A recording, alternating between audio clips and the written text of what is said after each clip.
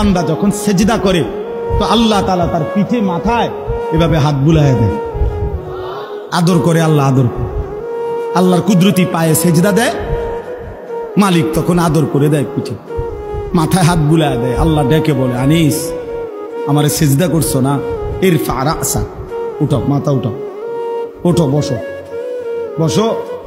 আর কিছু বলবা কিনা বলো? তো বান্দা বলে আত্তাহিয়াতু লিল্লাহি ওয়াস সালাওয়াতু ওয়াত তাইয়্যিবাত। আল্লাহ বলে, আচ্ছা আমার প্রশংসা করলা, খুশি হলাম, আর কিছু? আল্লাহুম্মা সাল্লি আলা মুহাম্মদ ওয়া আলা আলি মুহাম্মদ। ও মাশাআল্লাহ, আমার বন্ধুর প্রশংসা করলা, দুরূদ পড়লা, আমি এত খুশি হলাম, এখন কিছু আর বলবা? তো বান্দা বলে, আল্লাহ সেজদা দিয়ে আপনার কাছে আসলাম, আপনার প্রশংসা করলাম, আপনার বন্ধুর দুরূদ পড়লাম, একটা উদ্দেশ্য আছে, মাকসাদ আছে। কি মাকসাদ, কি উদ্দেশ্য? আল্লাহুম্মা ইন্নী যালামতু নাফসি যুলমান কাসীরা। আয় মাওলা, আমি বড় নাফরমান মাওলা, আমার গুনাহ অনেক বেশি মাওলা, আর আমি জানি ওয়ালা ইয়াগফিরুয যুনুবা ইল্লা আনতা, আপনি ছাড়া আর মাফ করার কেউ নাই। এই জন্য আপনার এত কাছে আসলাম, আপনার স্পর্শ পেলাম, আপনার বড় আকরাব ঘনিষ্ঠ হলাম।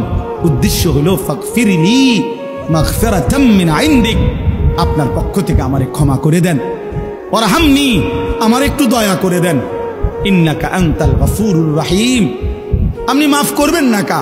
আপনি তো ক্ষমাশীল, আপনি দয়া করবেন না কেন? আপনি তো রহিম, দয়াবান। আল্লাহ বলে, কস কি রে বান্দা, এত আদর করে বললে মাফ না করি কেন?